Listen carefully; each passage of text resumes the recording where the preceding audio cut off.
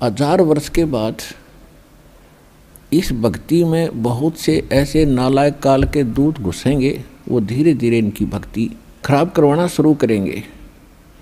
और उस समय जो सत भक्ति जितने समय वो कर चुके और उसके बाद मार्ग दिशा बदल ली, उनके साथ क्या बनेगी कि जैसे पुण्यात्माओं एक श्वास के मंत्र का जो इस दास से प्राप्त करके आप एक श्वास भी मंत्र का ले लेते हो सतनाम का, वैसे तो प्रथम मंत्र से ही आपकी गजब की कमाई शुरू हो जाती है, बहुत ज़्यादा बन जाती है।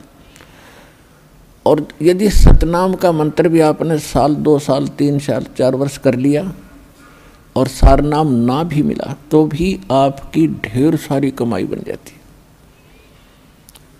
और फिर काल क्या करेगा, क्योंकि आपके पुण्य तो वो देगा, उसने तो ऊपर होटल बना रखे हैं, स्वर्ग महास्वर्ग, महास्वर्ग में और ज़्यादा टैक्स है देता है वो आपसे, आपके पुण्यों से कहीं 20%, कहीं 25%, कहीं पर 10%, ऐसे उसने अपने टैक्स लगा रखे। और जो खर्चा आप खाते हो वो अलग है, वो तो आपकी पूंजी से होगा।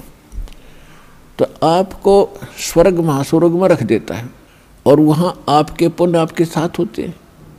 जब महास्वर्ग के अंदर आपके पुण्य खत्म हुए उसके बाद स्वर्ग में ले आता है, नीचे एक अलग से एक स्वर्ग है, उस महास्वर्ग से अन्य जो कॉमन स्वर्ग है, उसमें भी जब आपके पुण्य खत्म हो जाते हैं फिर आपको पृथ्वी पर डाल देता है। तो वो पुण्यात्मा इतना समय वहाँ रहती हैं स्वर्ग में, महास्वर्ग में, फिर उनको सतयुग में प्रारंभ में जन्म देता है। इस भक्ति युग में की हुई भक्ति उनकी इतनी प्रबल हो जाती है कि फिर वो सतयुग में प्रथम जन्म लेते हैं। उनकी फिर भी इतनी भक्ति होती है क्योंकि सतयुग में लाखों वर्ष का जीवन होता है, एक का जीवन पूरा करते हैं इतने युग, 1-2 जीवन में वो सतयुग पूरा हो जाता है। फिर त्रेता में आते हो आप वही हो जो पहले भक्ति लगे थे लेकिन आप फिसल गए, आप रिपट गए, विचलित हो गए किसी कारण से।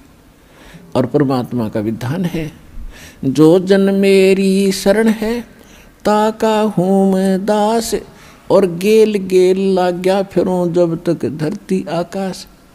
एक बार इस सच्चे नाम से आज कोई जुड़ जाएगा, आज उसने नाम ले लिया, कितना रोगी है और चाहे उसकी कल मृत्यु हो जा, नाम लेते भी हो जा, तो अभी परमात्मा अपने बही में लिख लेगा उस आत्मा को कि मेरी होगी।